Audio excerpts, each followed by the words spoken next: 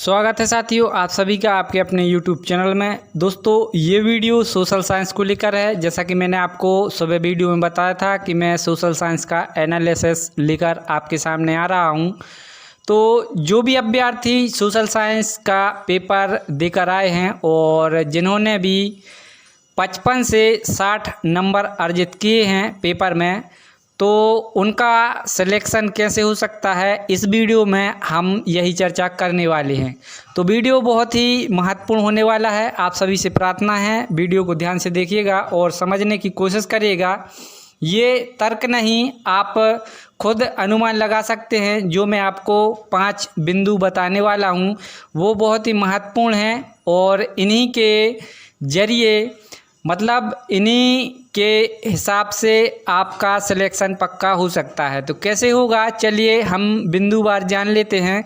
लेकिन उससे पहले आप सभी से प्रार्थना है, अगर चैनल पर नए हैं तो चैनल को सब्सक्राइब करके बेल आइकन को ऑल पर जरूर सेट रखें, जिससे ऐसे ही अपडेट आपको मिलते रहें सबसे पहले।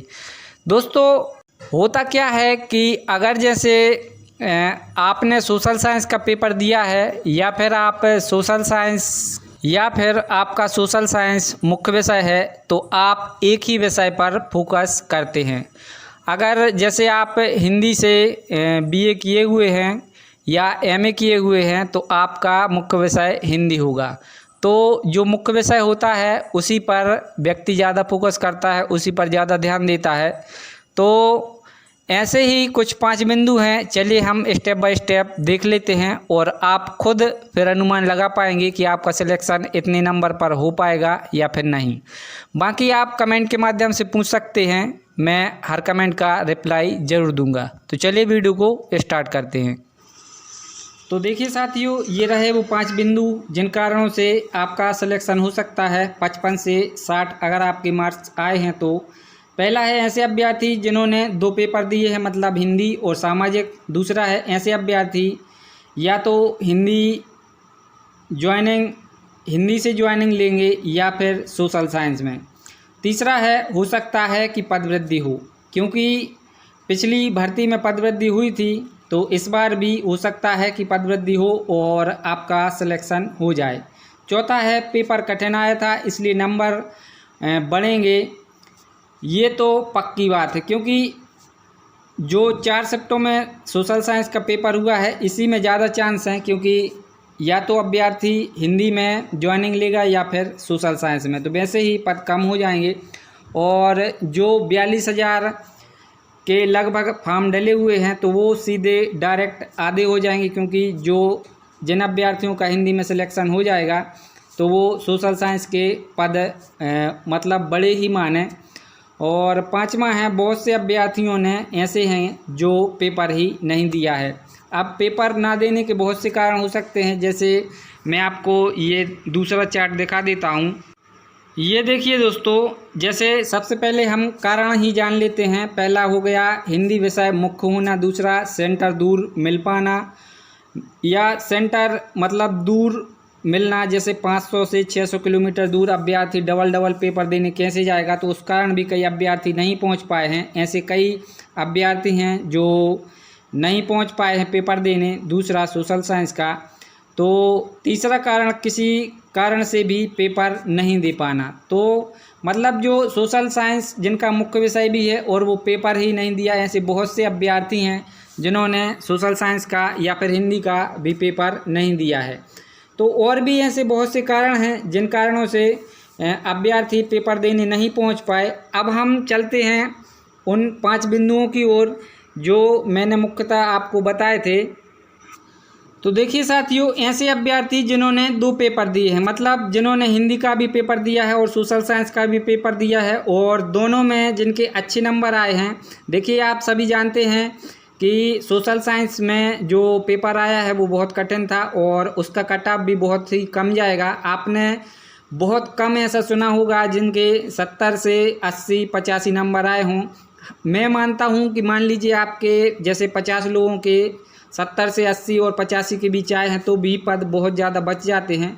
तो ऐसे बहुत कम अभ्यर्थी हैं जिनके नंबर बहुत ज़्यादा आए हैं, लेकिन वो 2 पेपर जो हुए हैं हिंदी और सोशल साइंस का, तो वो एक ही में ज्वाइनिंग लेंगे तो उससे भी आपकी प्रायोरिटी बढ़ जाती है।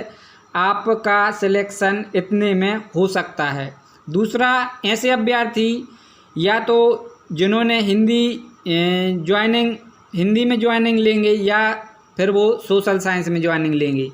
तो जो हिंदी में अगर जैसे जो सोशल साइंस में ज्वाइनिंग ले लेते हैं तो वो हिंदी का पद बच जाएगा, और उस कारण से भी आप या तो सोशल साइंस मान लें या फिर हिंदी मान लें, दोनों में से एक पद तो कन्फर्म बचने वाला है, क्योंकि दोनों विषय में अभ्यर्थियों ने पेपर दिए हैं। जिसका जिस विषय में हो जाएगा तो वो पद खाली हो जाएगा। पद वृद्धि, तीसरा देख लें, पद वृद्धि हो सकती है, होनी भी चाहिए क्योंकि पद कम है, और पिछली भर्ती में पद वृद्धि हुई थी, तो मैं मानता हूँ कि इस बार भी पद वृद्धि जरूर होगी। और इस कारण वेटिंग में आएंगे तो वेटिंग भी क्लियर हो सकती है। अब ये तो बात की बात है कि जब सत्यापन होगा, और सत्यापन में कौन से अभ्यर्थी बाहर हो रहे हैं, कई कारणों से अभ्यर्थी बाहर हो जाते हैं, ये तो बात की बात है। लेकिन अभी जो मुख्य विषय है कि कैसे हो सकता है।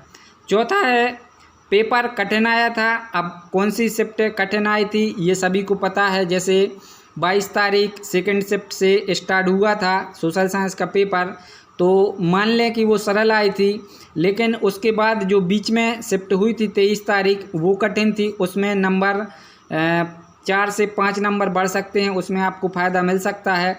और 5वां है, बहुत से अभ्यर्थी पेपर देने ही नहीं पहुँचे, जैसा कि मैंने आपको अभी आगे बताया था कि कारण बहुत सारे हो सकते हैं। बहुत सारे ऐसे अभ्यर्थी होते हैं कि जो पेपर देने नहीं पहुंच पाते हैं। अब एक बात ये आती है कि जो 42,000 के लगभग सोशल साइंस में फॉर्म डले हैं, तो वो आधे कैसे हो गए, तो आधे ऐसे हो जाएंगे कि आधे जाएंगे हिंदी में और आधे रहेंगे सोशल साइंस में। अभ्यर्थी एक है और उसने पेपर 2 दिए हैं, तो ये निश्चित है कि वो किसी एक विषय में ही ज्वाइनिंग लेगा, ना कि दोनों में।